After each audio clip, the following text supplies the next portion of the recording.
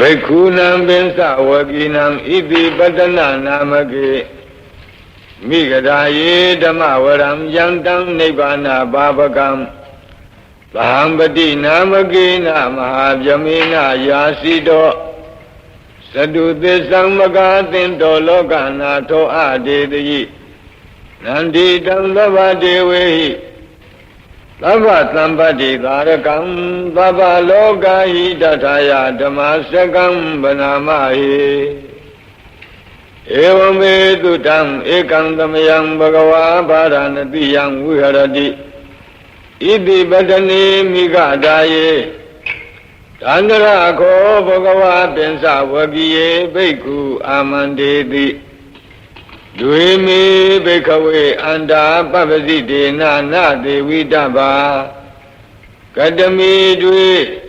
Yosayam kametu kamatu kanlikanu yogo Hino kammo bodhusaniko nariyo natha tanhido Yosayam attakilamatanu yogo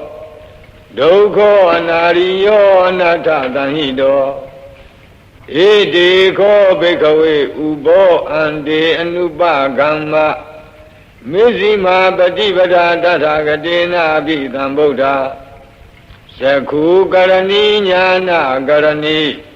Upasamaya abhinyaya sambodhaya nibbanaya samvuddhati Katamasa sa bhikkhawe missima patipata tathagatina abhidham buddha Sakhu karani jnana karani Upasamaya abhinyaya sambodhaya nibbanaya samvuddhati Ayamiwa ariyo athengi komeko Deyatidam Samma ditti samma thingkappo Samma vasa samma kammando samma ajivo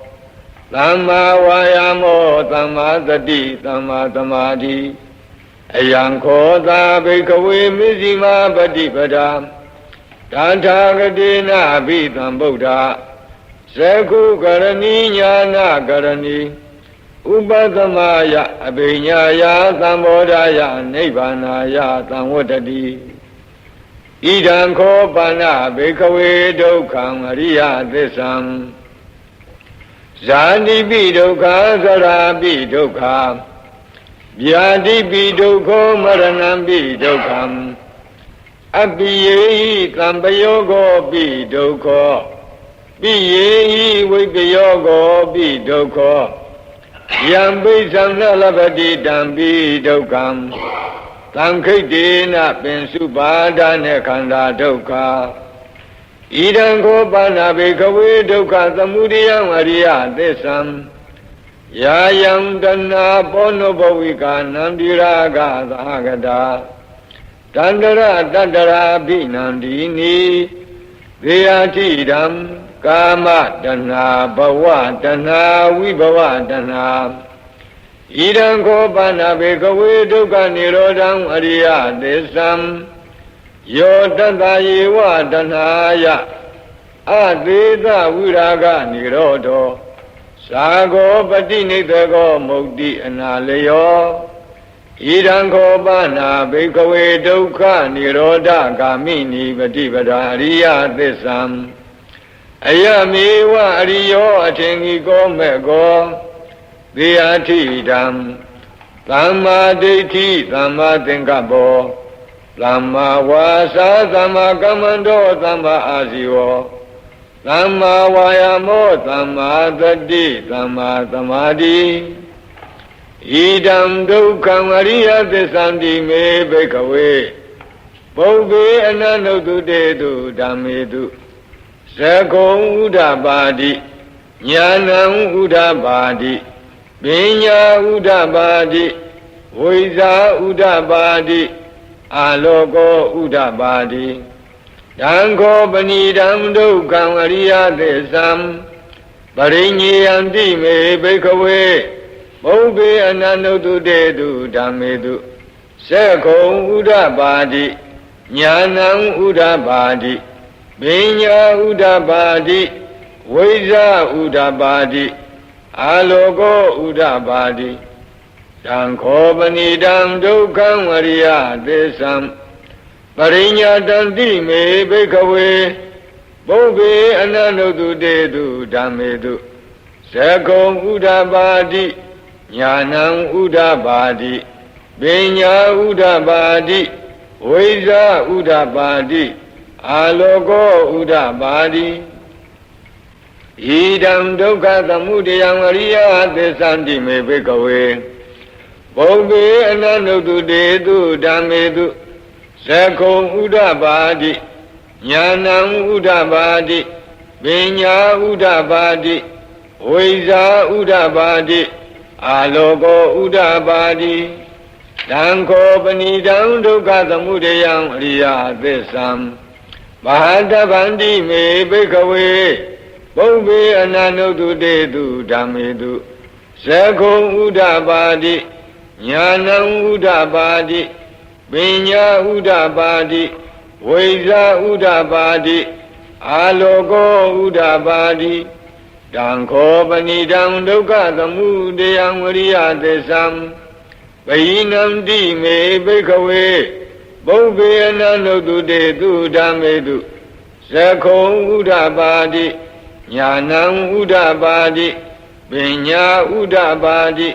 ဝိဇ္ဇာဥဒ္ဓပါတိအာလောကောဥဒ္ဓပါတိဣဒံဒုက္ခនិရောဓံအရိယသစ္ဆန္တိမေဘိက္ခဝေဘုဗ္ဗေအနန္တုတုတေတုဓမ္မေတုဇကုံဥဒ္ဓပါတိညာဏံဥဒ္ဓပါတိပညာဥဒ္ဓပါတိဝိဇ္ဇာဥဒ္ဓပါတိအာလောကောဥဒ္ဓပါတိတံခောပဏိတံဒုက္ခនិရောဓံအရိယသစ္ဆံသစ္စိကတဗန္တိမေဘိက္ခဝေဘုဗ္ဗေအနန္တုတုတေတုဓမ္မေတုဇကုံဥဒ္ဓပါတိညာဏံဥဒ္ဓပါတိပညာဥဒ္ဓပါတိဝိဇ္ဇာဥဒ္ဓပါတိအာလောကောဥဒ္ဓပါတိတံခောပဏိတံဒုက္ခនិရောဓံအရိယသစ္ဆံသစ္စိကတံတိမေဘိက္ခဝေဘုဗ္ဗေအနန္တုတုတေတုဓမ္မေတုဇကုံဥဒ္ဓပါတိညာဏံဥဒ္ဓပါတိပညာဥဒ္ဓပါတိဝိဇ္ဇာဥဒ္ဓပါတိအာလောကောဥဒ္ဓပါတိဣဒံဒုက္ခនិရောဓဂာမိနိပฏิပဒါအရိယသစ္ဆန္တိမေဘိက္ခဝေဘုဗ္ဗေအနန္တုတုတေတုဓမ္မေတုဇကုံဥဒ္ဓပါတိညာဏံဥဒ္ဓပါတိပညာဥဒ္ဓပါတိဝိဇ္ဇာဥဒ္ဓပါတိအာလောကောဥဒ္ဓပါတိတံခောပဏိတံဒုက္ခនិရောဓဂာမိနိပฏิပဒါအရိယသစ္ဆံဘာဝေတဗန္တိမေဘိက္ခဝေဘုဗ္ဗေအနန္တုတုတေတုဓမ္မေတုဇကုံဥဒ္ဓပါတိညာဏံဥဒ္ဓပါတိပညာဥဒ္ဓပါတိဝိဇ္ဇာဥဒ္ဓပါတိအာလောကောဥဒ္ဓပါတိတံခောပဏိတံဒုက္ခនិရောဓဂာမိနိပฏิပဒါအရိယသစ္ဆံဘာဝိတံတိမေဘိက္ခဝေပုဗ္ဗေအနန္တုတုတေတုဓမ္မေတုဇကုံဥဒ္ဓပါတိညာဏံဥဒ္ဓပါတိပညာဥဒ္ဓပါတိဝိဇ္ဇာဥဒ္ဓပါတိအာလောကောဥဒ္ဓပါတိယာဝကိဝံသမေဘိက္ခဝေဣမေတုသတုတုအရိယသစ္စေတုဧဝံတိပရိဝတ္တံဒွါဒသကာရံယထာဘူတံညာဏတတနံနသုဝိသုဒ္ဓံအဟောတိနေဝဒါဝဟံဘိက္ခဝေသဒေဝကေလောကေသမရကေသဗျမကေသံသမဏဗျာမနိယပဇာယသဒေဝမနုဿာယအနုတ္တရံသမ္မာသမ္ဗောဓိအပိသမ္ဗုဒ္ဓောတိပစ္စညာသိယာတောသာခောမေဘိက္ခဝေဣမေတုသတုတုအရိယသစ္စေတုဧဝံတိပရိဝတ္တံဒွါဒသကာရံယထာဘူတံညာဏတတနံသူဝိသုဒ္ဓံအဟောတိအထာဟံဘိက္ခဝေ သဒေဝကေလောကေသမရကေသဗျမကေသံသမနာဗျာမဏိယပဇာယသဒေဝမနုဿာယအနုတရံသမ္မာသမ္ဗောဓေငပိသံဗုဒ္ဓောတိပစ္စညာသိညာနိသပန္နမေဒတနံဥဒပါတိအကုပ္ပါမေဝိမု ക്തി အယမန္တိမာသာတိနတ္ထိဒာနိပုဏ္ဏဘောတိဣဒံမောသဘဂဝါအတ္တမနာပိစ္ဆဝကိယဘိက္ခုဘဂဝါတောဘာတိတံအဘိနန္တုံတိဣမသမိန်သဗ္ဗနာဝေယကရဏသမိန်ပညာမနေအာယသမတောကွန်တညတဝိရဇံဝိဒမလံဓမ္မစကုံဥဒပါတိယံကိဉ္စိသမုဒယဓမ္မံသဗ္ဗန္တံនិရောဓဓမ္မံတိဘဝန္တိတေသပန္နာဘဂဝတာဓမ္မစကေဘုံမာဒေဝသတ္တမနုဿဝေသုံဧတံဘဂဝတာပါရဏတိယံဣတိပတ္တနိမိဂဓာယေအနုတရံဓမ္မစကံဘဝတိတံအပတိဝတိယံသမဏေနဝါဗျာမဏေနဝါဒေဝေနဝါမာရေနဝါယမုနာဝါကိနာစီဝါလောကသမိန်တိဘုံမာနံဒေဝနံသတ္တံသုတ္တဝါဇာတုမဟာရာဇိကာဒေဝသတ္တမနုဿဝေသုံ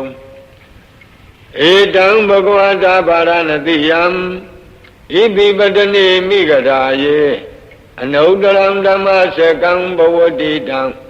အပတိဝတိယံသမဏေနဝါဗျာမဏေနဝါ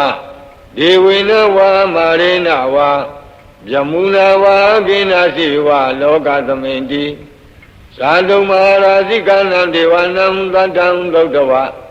ဒါဝတိသဒေဝသတ္တမနုဿဝေသုံဧတံဘဂဝတာပါရဏတိယံဣတိပတ္တနိမိဂဓာယေအနုတရံဓမ္မစကံဘဝတိတံအပတိဝတိယံသမဏေနဝါဗျာမဏေနဝါဒေဝေနဝါမာရေနဝါယမုနာဝါကိနစီဝါလောကသမိန်တိဒါဝတိံသာနံဒေဝနံသတ္တံသုတ္တဝါယာမာဒေဝသတ္တမနုဿဝေသုံဧတံဘဂဝတာပါရဏတိယံဣတိပတ္တနိမိဂဓာယေအနုတရံဓမ္မစကံဘဝတိတံအပတိဝတိယံသမဏေနဝါဗျာမဏေနဝါဒေဝေနဝါမာရေနဝါယမုနာဝါကိနာစီဝါလောကသမိန်တိယာမနံဒေဝနံသတ္တံသုတ္တဝါဒုတိတာဒေဝသတ္တမနုဿဝေသုံဧတံဘဂဝတာပါရဏတိယံဣတိပတ္တနိမိဂဓာယေအနုတရံဓမ္မစကံဘဝတိတံအပတိဝတိယံသမဏေနဝါဗျာမဏေနဝါဒေဝေနဝါမာရေနဝါယမုနာဝါကိနာစီဝါလောကသမိန်တိဒုတိတာနံဒေဝနံသတ္တံသုတ္တဝါနေမနာရတိဒေဝသတ္တမနုဿဝေသုံဧတံဘဂဝတာပါရဏတိယံဣတိပတ္တနိမိဂဓာယေအနုတရံဓမ္မစကံဘဝတိတံအပတိဝတိယံသမဏေနဝါဗျာမဏေနဝါဒေဝေနဝါမာရေနဝါယမုနာဝါကိနာစီဝါလောကသမိန်တိနေမနာရတိနံဒေဝနံသတ္တံသုတ္တဝါပရဏိမိတဝသဝတိဒေဝသတ္တမနုဿဝေသုံဧတံဘဂဝတာပါရဏတိယံဣတိပတ္တနိမိဂဓာယေအနုတရံဓမ္မစကံဘဝတိတံအပတိဝတိယံသမဏေနဝါဗျာမဏေနဝါဒေဝေနဝါမာရေနဝါယမုနာဝါကိနာစီဝါလောကသမိန်တိပရဏိမိတဝသဝတိနံဒေဝနံသတ္တံသုတ္တဝါယမကာယိကာဒေဝသတ္တမနုဿဝေသုံဧတံဘဂဝတာပါရဏတိယံဣတိပတ္တနိမိဂဓာယေအနုတရံဓမ္မစကံဘဝတိတံအပတိဝတိယံသမဏေနဝါဗျာမဏေနဝါဒေဝေနဝါမာရေနဝါယမုနာဝါကိနာစီဝါလောကသမိန်တိ ဣတိဟဒေနခဏေနဒေနလယေနဒေနမုဟုတ်ဒေနယဝဗြဟ္မလောကသတ္တောအဘုကိစ္စတိအယင်္ဇာသသသာတိလောကဓာတုသံကံပိသံပကံပိသံပဝေတိအပမနောဇာဥလာရောဩဘာသောလောကေပါတုရဟောတိအတိတ်ကမ္မဒေဝနံဒေဝ ानु ဘာဝန္တိအထာကောဘဂဝါဣမံဥဒနံဥဒနေတိအညညာတိဝတ္တဘောကုဏ္ဏညောအညညာတိဝတ္တဘောကုဏ္ဏညောတိဣတိဟိတံအာယသမတောအညညာအာယသမတောကုဏ္ဏညတအညညာတိကုဏ္ဏညောတွေဝနာမဟောတိအထာကောအာယသမအညညာတိကုဏ္ဏညောဒိဋ္ဌဓမ္မောပတ္တဓမ္မောဝိရိဒဓမ္မောပရိယောဂလဓမ္မောဒိဏဝိသိကိသောဝိကတကထံကတောဝေဒရိသပတ္တောအပရပိစယောသတ္ထုသာရဏိဘဂဝန္တံဧတရောသာလဘေယမန္တိဘဂဝတောတန္တိကေပပိသံလဘေယံဥပသမတံတိဧဟိဘိက္ခုတိဘဂဝါဟောသာဝံခာတောဓမ္မောသရဗြဟ္မစရိယံသမ္မာဒုက္ခသအန္တကိရိယာယာတိသာဝတ္တအာယသမတောဥပါသမတအဟောတိတိဓမ္မစကဘောဓနာသုဒ္ဓမင်္ဂလာထာယဟောရကတုဓမ္မစကံဘောတတဝအာသံလိယံဟိပုံနမေနဂရေဘာရဏတိယံဣတိပတ္တဟွယေဝနေပပိတဝတိဖလံနေသံအနုကမေနဒေတယိယန္တံပက္ခတပင်စမြံဝိသုဒ္ဓထံနမမဟေဝိသုဒ္ဓထံပနာမဟေဧဝမေတုတံဧကံသမယံဘဂဝါဘာရဏတိယံဝိဟရတိဣတိပတ္တနေမိဂဒါယေဒန္တရခောဘဂဝါပိစ္ဆဝကိယေဘိက္ခုအာမန္တေတိဘိက္ခဝောတိဗရံတိတိတေဘိက္ခုဘဂဝတောပိစ္ဆံသောသုံးဘဂဝါဧတာရောသာရူပံဘိက္ခဝေအနတ္တရူပိသဟိတံဘိက္ခဝေအတ္တအဘဝိသနယိတံရူပံအာဘာဒာယသံဝတ္တေယလဗ္ဗေထသရူပေဧဝံမေရူပံဟောတုဧဝံမေရူပံမဟောတိတိယသမသခောဘိက္ခဝေရူပံအနတ္တတသမရူပံအာဘာဒာယသံဝတ္တိနသလဗ္ဗတိရူပေဧဝံမေရူပံဟောတုဧဝံမေရူပံမဟောတိတိဝေဒနာအနတ္တဝေဒနာသာယိတံဘိက္ခဝေအတ္တအဘဝိသနယိတံဝေဒနာအဘာဒာယသံဝတ္တေယလဗ္ဗေထသဝေဒနာယဧဝံမေဝေဒနာဟောတုဧဝံမေဝေဒနာမဟောတိတိယတမသခောဘိက္ခဝေဝေဒနာအနတ္တတတမဝေဒနာအဘာဒာယသံဝတ္တိနသလဗ္ဗတိဝေဒနာယဧဝံမေဝေဒနာဟောတုဧဝံမေဝေဒနာမအဟောတိတိသင်ညာအနတ္တသင်ညာသဟိတံဘိက္ခဝေအတ္တအဘဝိသနာယိတံသင်ညာအဘာဒာယသံဝတ္တေယလဗ္ဗေထသသင်ညာယဧဝံမေသင်ညာဟောတုဧဝံမေသင်ညာမဟောတိတိယသမသခောဘိက္ခဝေသင်ညာအနတ္တတသမသင်ညာအဘာဒာယသံဝတ္တိနသလဗ္ဗတိသင်ညာယဧဝံမေသင်ညာဟောတုဧဝံမေသင်ညာမဟောတိတိသင်္ခါရအနတ္တသင်္ခါရသဟိတံဘိက္ခဝေအတ္တအဘဝိတံတုနယိမေသင်္ခါရအဘာဒာယသံဝတ္တေယံလဗ္ဗေထသသင်္ခါရေတုဧဝမေသင်္ခါရဝန္တုဧဝမေသင်္ခါရမအဟိတုံတိယတမသခောဘိက္ခဝေသင်္ခါရအနတ္တတသမသင်္ခါရအာဘာဒာယသံဝတ္တံတိ Nasa labadi thengkaretu Ewame thengkara hundu Ewame thengkara mahi thondi Vinyanam nada Vinyanim sahidam bhikkhave anta abhaveda Nayidam vinyanam avadaya samvadeya Laveda sa vinyane Ewame vinyanam hodu Ewame vinyanam bahodidi Yanamasa ko bhikkhave vinyanam anada Tathama vinyanam avadaya samvadadi Nasa labadi vinyane Ewame vinyanam hodu Ewame vinyanam bahodidi Dangay minyata bhikkhave Rupam nisam anisam vadi Anisam bandi Yamana nisam dukkam vadam dukkam vadi Dukkam bandi Yamana nisam dukkam viparinama dhammam Kalanudam dhamanupatito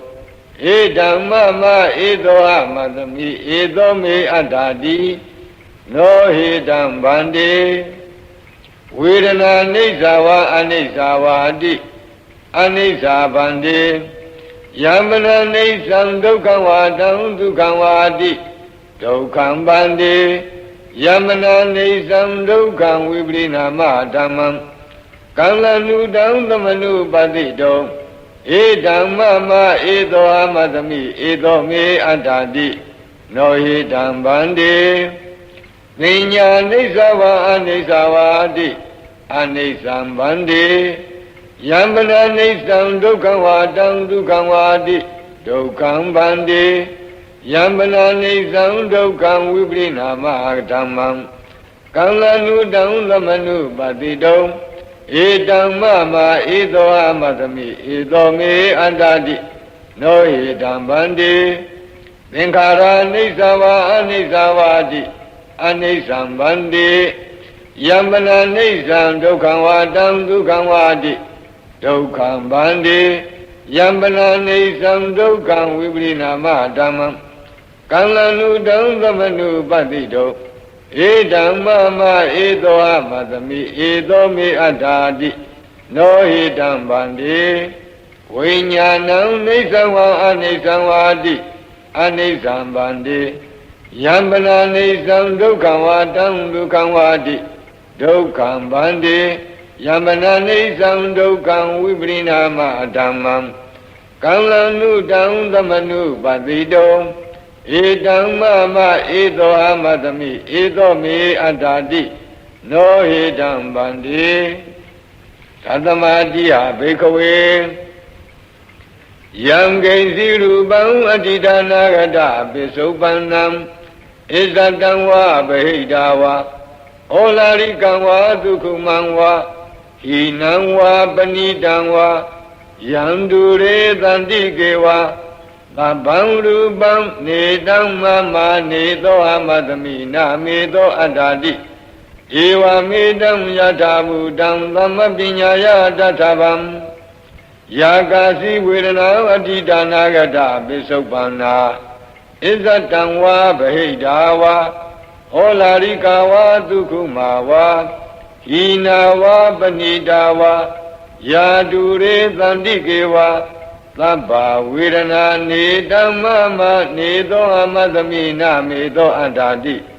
Eva medam yathabudam dhammapinyaya tathabam Yakasi pinya adidanagata pisoppanna Isatam va bahidava Olarika va dukkhuma va Hina va panidava Yadure tantike va Sabba tinya nedam mama nedo amadami namedo adadi Eva medam yathabudam dhammapinyaya tathabam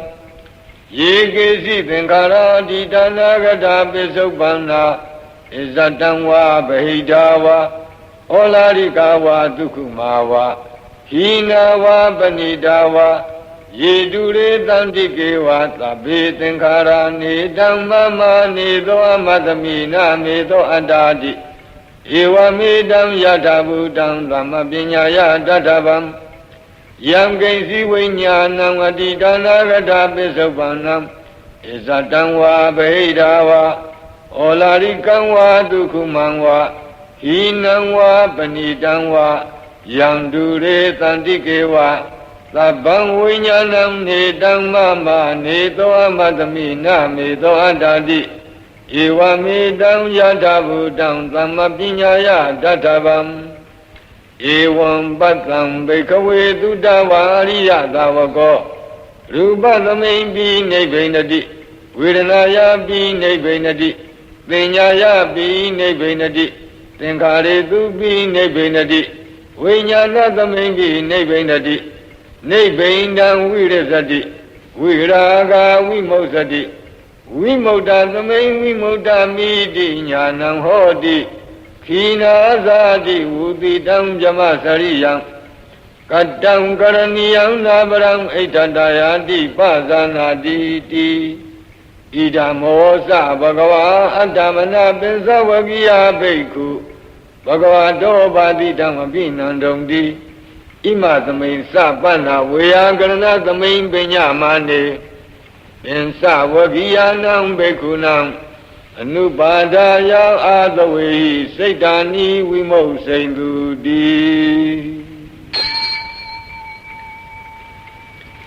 Anatta lakhana thuddandam Mingalataya vorakadu Anatta lakhana thuddandam Mingalataya vorakadu Himavanta sarakandava kapilam hivanevatam Dudunaga Purikaro Mugadi Zeta Boname Himavanta Sarakandava Kabilami Vanivadam Dudunaga Purikaro Mugadi Zeta Boname Himavanta Sara Shi Sankha Nuimasi Am Himavanta Dedasari Jachiro Muyama Agandava Binyin Zwangwe Lama Byantam Jwachiro Mugewe Kabila Miwane Kabila Dulavazi Mindeji Anima Wongdoji Adonai Lubunaga Purikaro Laki Wunwe Nunebyo Athena Ya Yahandado Daya Wun Yong Daya Shesong Sanla Bongo Wun Chong Bachang Yang Adi Piye Watan Do Daya Shui Si So Yung Mi Hu Shun Ji Nalong Gareng Dong Tiny Do Mu Do Myasa Payadi Zeta Boname Zeta Neka Sanya Jajong Neyola Di Nenai Mugadi Ashilogada Udi Achemma Lawun Daladi Shido Sagavala Brisidan Bunya Batama Zanikam Dada Tatibi Walage Nitane Nami De Tide Sagavala Brisidan Sajavala Dak Anayi Wabaya Chabuye Bunya Batama Zanikam Yagima Wihimu yang Batama Zambongo Daya Walagi Dani Yada Tauchen Tusa Lawyong no Ayanai Dada Tatibi Ediba Say the Gohapian The Jikasa Najik Long Jik Lejik Najik Chowjik Asudo Jao Nidani Galonaga Namya Jamadurado Nina de Siwe Ladishiro Name de Bode Name da Yowa Hayango Ramyadi Chi de Darawado Nebjamado Zaina, I like this Yoza Yatana Nele Me Lassen Radina Tambreva Zandobin and Sawivaragam Mahajuhandu Munglanam Vitakanim Sasulagam တုဝတကံတုသတ္ဒါနံပုရာဘေဒင်သဗုဒ္ဓိနံဝတ္တုံဘိက္ခုနာမစိက္ခိသမယံနာမတတနာအာတံစီဝေရောက်လာထိုနတ်မြမပေါင်းတို့တွင်ရာဂိနံယာဂစရိုက်ပြောပွားနတ်မြမများတို့အားပရိစ္ဘာဇံယာဂကင်းပြယဟန်မြဖြစ်ကြောင်းအကျင့်ကောင်းကိုစုပေါင်းဖော်ပြရာသမ္မာပရိစ္ဘာဇနိယသုတ်ကိုဒေါတိနိသဒေါသစရိုက်ကြောင်းများနတ်မြမများတို့အားကဝိဝါဒကံကလဟဝိဝါဒစသည်ရှိပါထိုတရားတို့ထင်ရှားဖြစ်ခြင်းအကြောင်းရင်းကိုလင်းလင်းဖော်ပြသည့်ကလဟဝိဝါဒသုတ်တံကိုမုံလာနံမောဟစရိုက်ပြောပွားနတ်မြမများတို့အားကမဟာဗျူဟံမိစ္ဆာယူဆွေးညီသူတို့ဝိညူပုဂ္ဂလသူထံမှလည်းရှုံချချီးမွမ်းရပုံလမ်းကို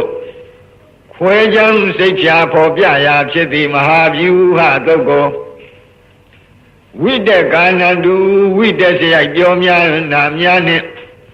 ဝိတစရိုက်ပြောပွားနာများနှင့်ပထမဇံဘုံကားမြမများတို့အားက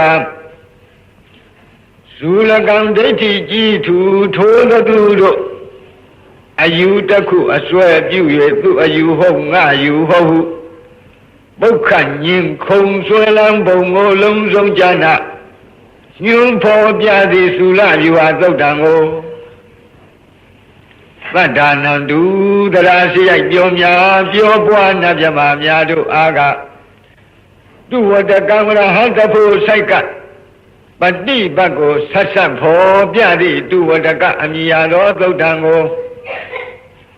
ဗုဒ္ဓိနိသပညာစရိုက်ပြောပွားနတ်မြမများတို့အားကပုရာဘေဒံခန္ဓာသွေဖီမသေးမီကသုံးလီသိက္ခာပြည့်စုံရာဟုကောင်းစွာဖော်ပြသည့်ပုရာဘေဒအမည်ရတဲ့သုတ်တံကိုဝတ္တုံစရိုက်6ပါးအလိုက်သင်အားဖြင့်ဟောကြားတော်မူအံသောအခါဘိက္ခုနံထိုမြများစွာစည်းဝေးလာသည့်မြမနှင့်နတ်ပရိသတ်ကိုတတ်တထင်ထင်မသိမြင်ကြသေးသောယဟန်တော်တို့အားသမယံကလုံးလကားနတ်များမြမသူရာအပေါင်းကိုတေတံထိုစည်းဝေးရောက်လာနတ်မြမတို့ဤ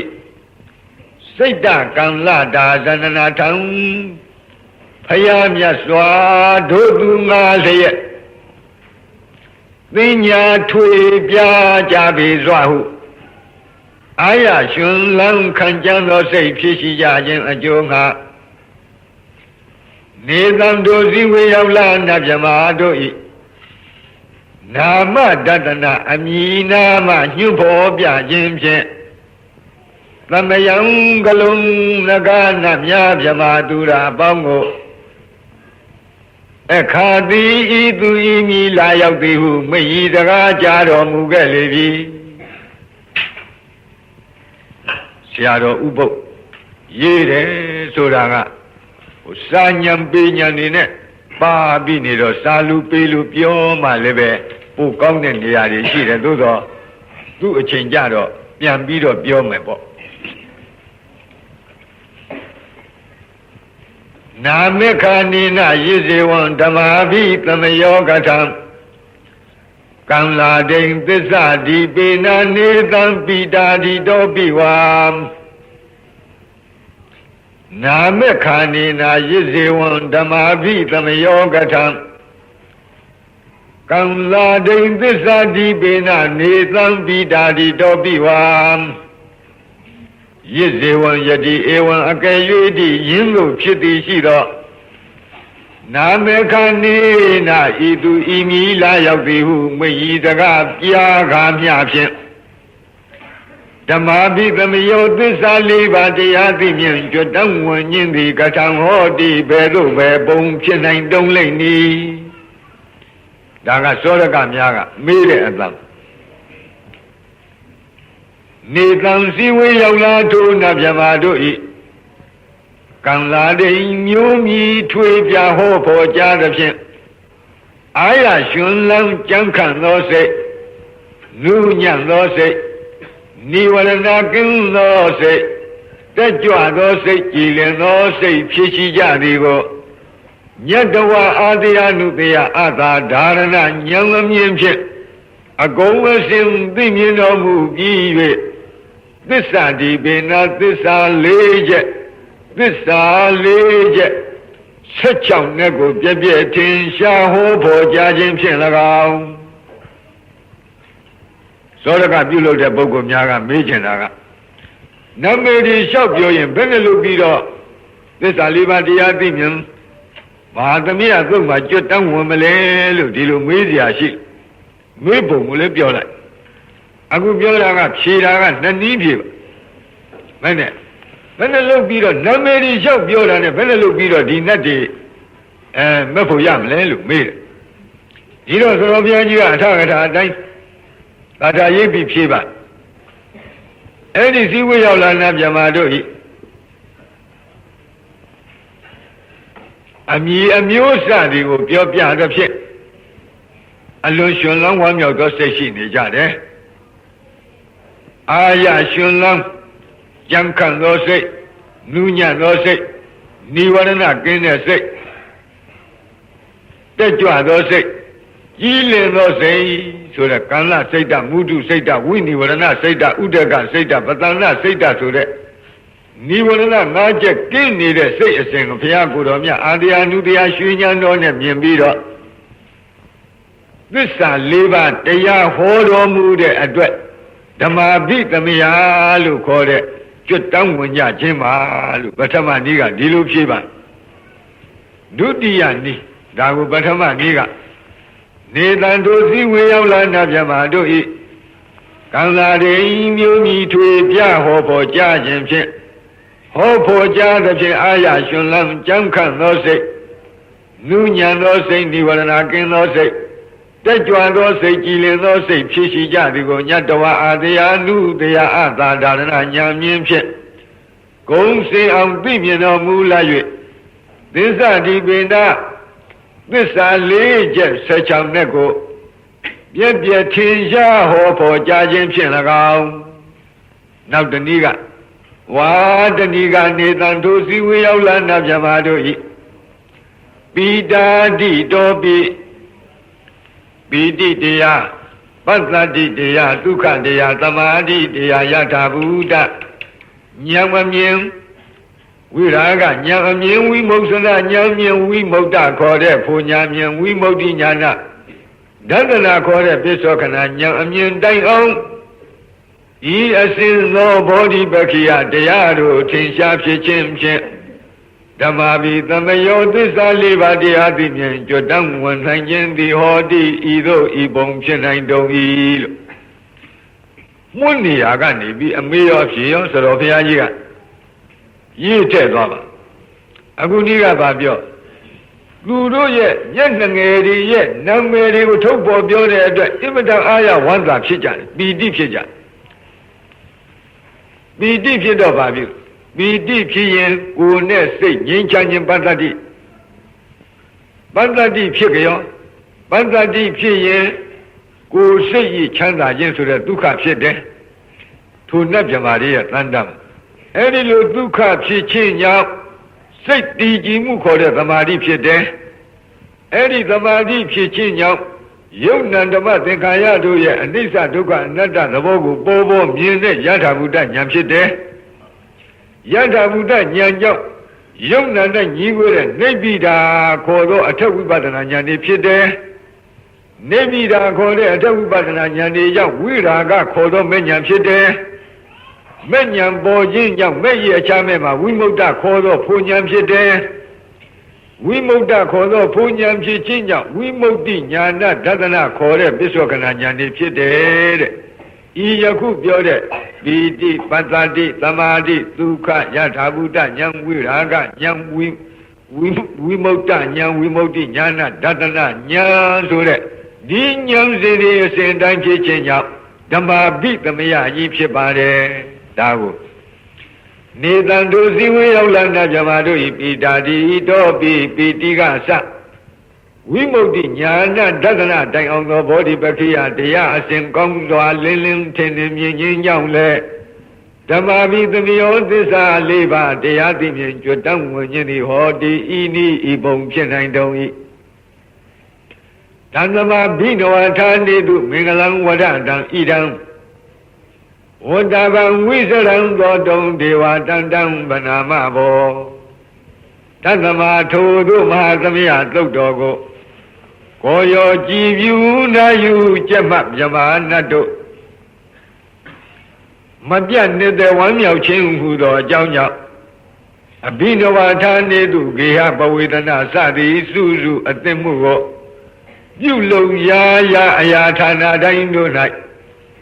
မင်္ဂလာမကောင်းပဲရှားစီးပွားဖြင့်ကြောင်းကောင်းမှုမင်္ဂလာကိုဝဒတာဝဒံတေန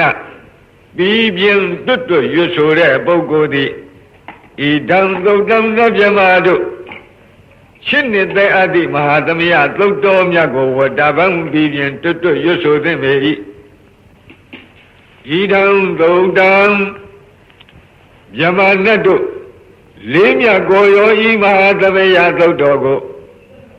သောတုံတရာကြီးပြုနာယူခြင်းကဒေဝထက်ရရွနတ်မြမတို့သည်တံတံဌာနံထိုထိုဒိသာရှင်မျက်နာရတို့ဝိစရံဝိစရန္တာကျင်လီလှိပတ်မပြတ်သွားလာလျက်ရှိကြကုန်၏ဘောဓတိသုံးမောသင်္ဃာတော်ပေါင်းအိုအရှင်ကောင်းတို့တံတသမထို့ကြောင့်တံတာဒီတံထို့တို့ရှုအပ်မြတ်သောကျေးဇူးဂုဏ်အထူးနှင့်ချီးကျူးလောက်လုံးပြည့်စုံပေထသောတံမဟာသမယသုတ်တံထိုမဟာသမယနာမတွင်ခေါ်နတ်တို့ချစ်နေတရားသည်သုတ်တော်ကိုဗနာမပြီးပြင်းပြတ်သာရွတ်ပွားသရစေကြပါကုန်စို့